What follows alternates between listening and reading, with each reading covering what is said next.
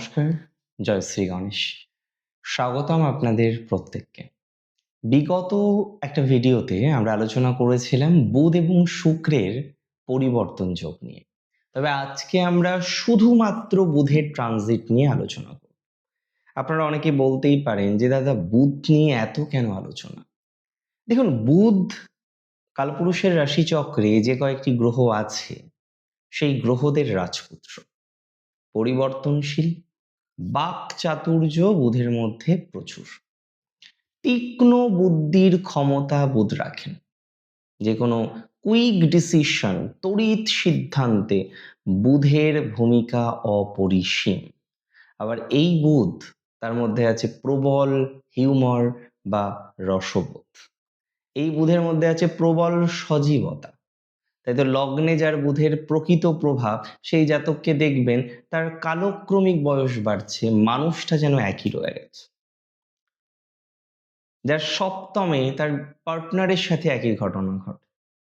যার দশমে পরিবর্তনশীল কর্মজীবন হতে পারে, একাধিক প্রফেশনের কানেকশনও আসতে পারে।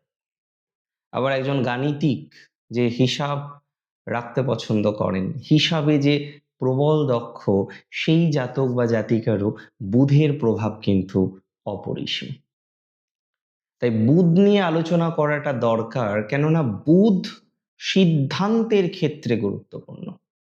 দৈহিক শক্তি বাদে বাকি যে শক্তিগুলো আমরা আলোচনা করি, তাতে বুধের ভূমিকা অপরিসীম। এবং বুধের প্রভাব কোথাও যেন গিয়ে ক্ষমাশীলতাকেও রিপ্রেজেন্ট করে।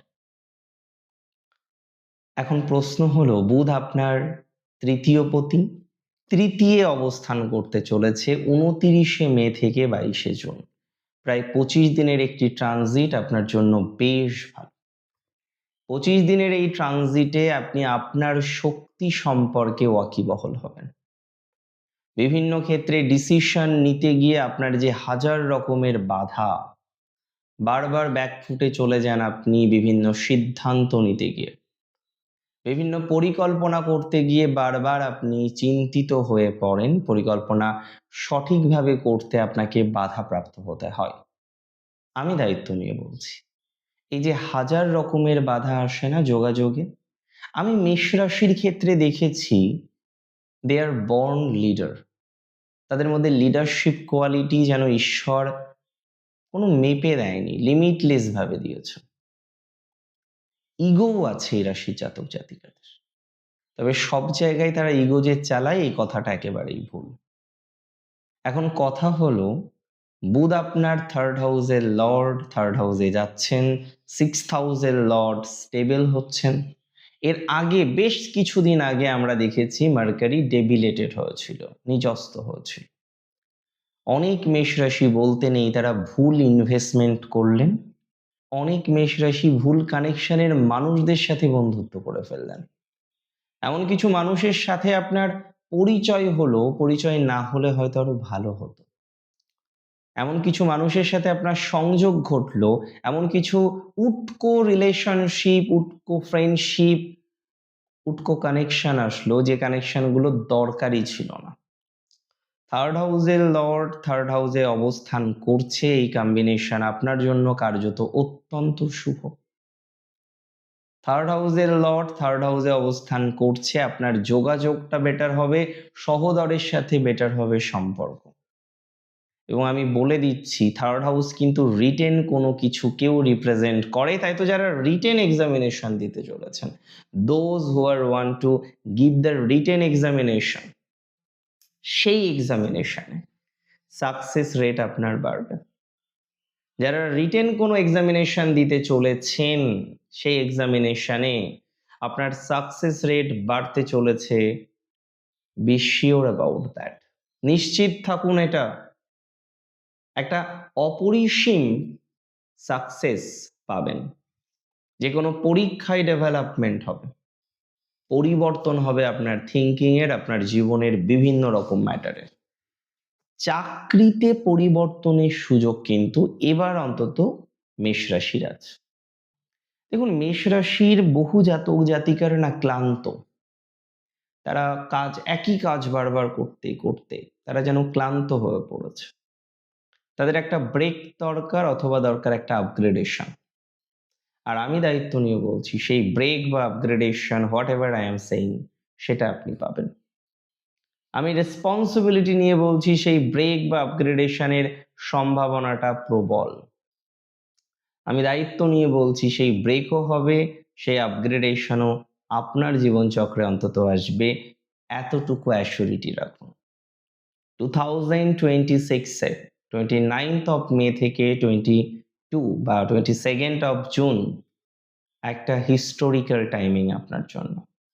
একাধিক বিষয়ে সফলতাকে রিপ্রেজেন্ট করে, একাধিক বিষয়ে ইমপ্রুভমেন্টকে রিপ্রেজেন্ট করে, একাধিক বিষয়ে দক্ষতার বিকাশ ঘটবে, সেই আশাটুকু অন্তত পক্ষে আমরা রাখতে পারি। আমি রাখছি, একদম সিম্পল কথায় আমি সেই এক্সপেকটেশন রাখছি, সেই আপগ্রেডেশন হবে সেই আশা রাখছি, সেই ভালোটা আপনার হবে সেই প্রত্যাশাটা কিন্তু আমি রাখছি। এবং আমি এটাও মনে করি আপনাদের অনেকের যাদের কাগজপত্রের ঝামেলা, এর আগে কোনো একটা কাজ করতে গিয়ে বারবার বাধাপ্রাপ্ত হলেন, গভর্নমেন্ট থেকে ভালো সহযোগিতা আগে পাননি, নতুন করে যদি ভাবতে হয় সহযোগিতার মাত্রা বাড়বে, সাপোর্টের মাত্রাটা কিন্তু বাড়বে। অনেকের জানেন তো সহদরের সাথে লিটিগেশন চলছে, it's not expected things at all, but এই যে লিটিগেশনটা চলছে এটা অনেকটা পজিটিভ দিকে যাবে। বাট তারপরেও বলবো শত্রু ছিল, শত্রু আছে, শত্রু থাকবে, আপনাকে শত্রু থেকে সেফগার্ডে থাকতে হবে। ইট ইজ ইম্পর্ট্যান্ট, আপনাকে শত্রু থেকে সেফগার্ডে থাকতে হবে, ইট ইজ ভেরি ইম্পর্ট্যান্ট। তাই আপনি চেষ্টা করুন শত্রু থেকে সেফগার্ডে থাকার জন্য, যতটা পারবেন ততটা সেফগার্ডে থাকুন, যতটা পারবেন ততটা নিয়ন্ত্রণে রাখুন নিজেকে। It will give you a very very very better option and a better result, I believe. মেষ রাশির জাতক জাতিকাদের অর্থনৈতিক ক্ষেত্রের এই সংযোগে বিশেষ কোনো বক্তব্য নেই, তবে অর্থনৈতিক যোগাযোগগুলো বাড়বে সেটা বলতে পারি।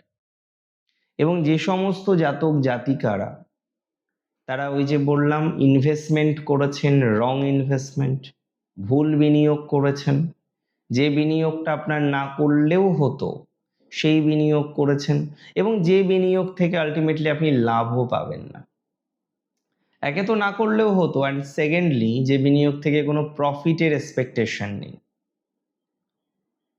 নতুন করে পরিবর্তন হতে পারে বিনিয়োগের ক্ষেত্র, আপনার নতুন করে অন্য সেগমেন্টে যেতে পারে আপনার বিনিয়োগের ক্ষেত্র। সাবধানে থাকবেন কোন কোন জায়গায় এই ট্রানজিটে, অতিরিক্ত আবেগ ভালো নয়, নিজের শক্তিতে বিশ্বজয় করবেন। তাই কথাই বলে নিজের ভালো পাগলেও বোঝেন। এই চেষ্টা করবেন নিজের বুদ্ধিতে চলা, ভুল বুদ্ধি দেওয়ার মানুষের অভাব নেই, কিন্তু বহু মানুষ আছে দেখতে মানুষের মতো, অন্তরটা নয়। তারা চেষ্টা করে যাচ্ছে কিভাবে ক্ষতি করবে, তারা চেষ্টা করে যাচ্ছে কিভাবে আপনার জীবন চক্রটাকে ডিস্টার্ব করে দেবে।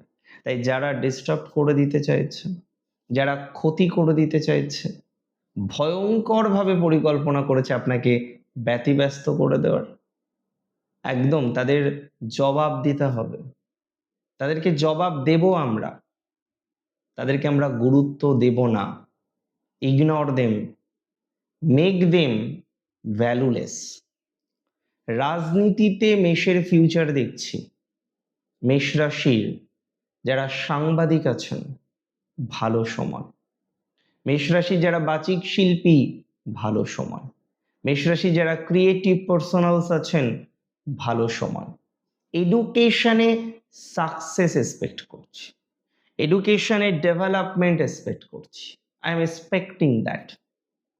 আমি এক্সপেক্ট করছি আপনার ক্রিয়েটিভ ম্যাটারে, বাদ্যযন্ত্র নিয়ে যে ক্রিয়েটিভিটি আপনার মধ্যে সুপ্ত, সেই ক্রিয়েটিভিটি নিয়ে I am expecting something good at all. ভালো থাকতে হবে আপনাকে, ভালো থাকুন। সুস্থ থাকতে হবে, সুস্থ থাকুন। সমৃদ্ধিতে থাকুন, এটুকুই চাইব। জয় শ্রী গণেশ।